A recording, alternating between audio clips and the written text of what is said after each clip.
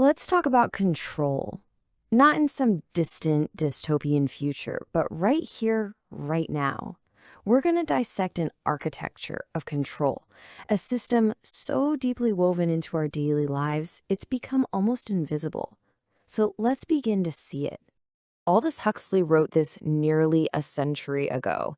And you have to understand, he wasn't making a prophecy. He was making a diagnosis. The question we need to ask ourselves is, what if that perfect system is already here?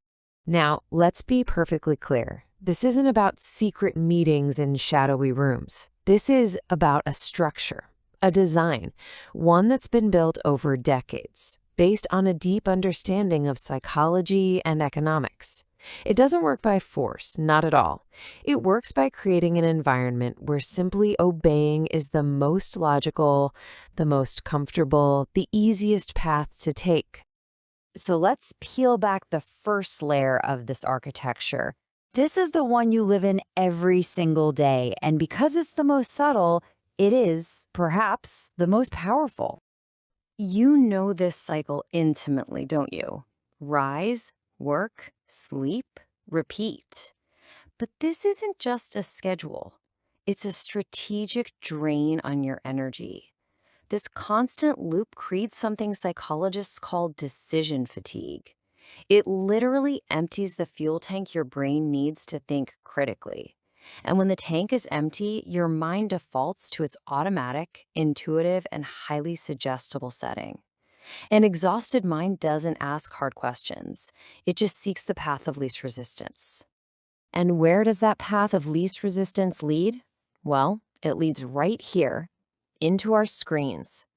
For up to 9 hours a day, we plug ourselves into a stream of realities chosen for us by an algorithm. Realities perfectly engineered to appeal to that tired brain.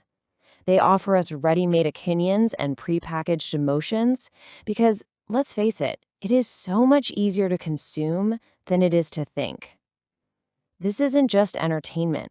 It's the slow, steady replacement of our own thoughts with manufactured ones. And this leads us to the great paradox of modern life. You see, the system doesn't need iron bars when it can build a golden cage. Give people enough food, a roof over their head, and endless distraction, and the very idea of change becomes terrifying. The cage is comfortable, so we protect it, mistaking the bars that hold us in for a net that keeps us safe. Okay, so we're in this comfortable cage.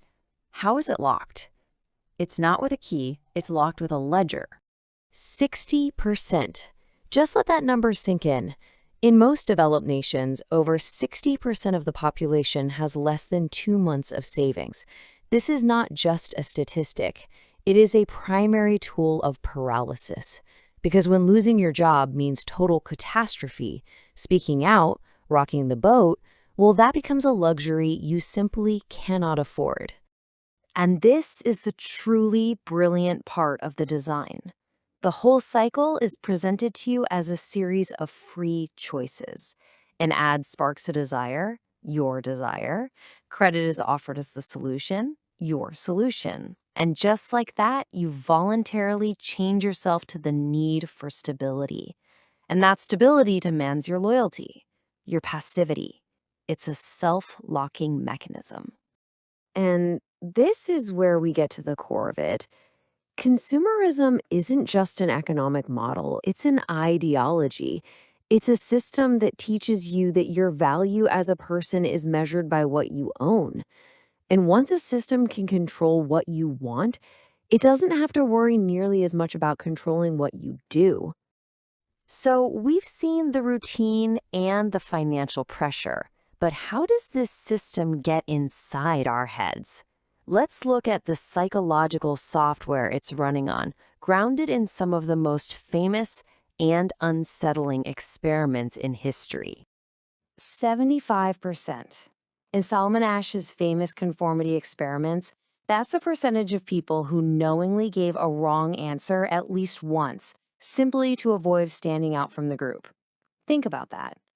The fear of being ostracized is often more powerful than the evidence of our own eyes. And then it gets darker. 65%. That's the chilling result from Stanley Milgram's experiment. 2/3 of ordinary people were willing to administer what they believed were painful, even lethal, electric shocks to another person. Why? Simply because an authority figure in a lab coat told them to. Milgram gave this phenomenon a name, the agentic state. It's like a mental switch flips, and suddenly you no longer see yourself as the author of your actions. You are merely an agent, an instrument carrying out someone else's wishes. Personal responsibility gets outsourced. And you hear echoes of this everywhere, don't you? I was just doing my job. I was just following the rules. This is the very cornerstone of hierarchical control. And finally, the Stanford prison experiment sealed the argument. It proved that if you take good people and put them in a bad system with powerful roles, the roles can completely override their individual personalities. Often, it's not our inner character that dictates our behavior, it's the situation the system puts us in. So, we've mapped the architecture, the routine, the debt, the psychology. It all seems pretty inescapable, doesn't it? But every great thinker who studied these systems, from Foucault to Frankl, they all agreed on one thing. Is it a gift? Is it a right that some authority grants you? Is freedom something you're just supposed to wait for? No, freedom is not given. It is taken. It is an act. It is a conscious, deliberate seizure of your own autonomy. The true power of this system lies in its invisibility. It thrives when we mistake its structures for our own choices, its voice for our own thoughts. But the moment you see the mechanism, the fatigue cycle, the debt trap, the psychological triggers, you are no longer entirely inside it. You have already taken the first, most crucial step. To continue seeing the architecture that shapes our world, subscribe and turn on notifications.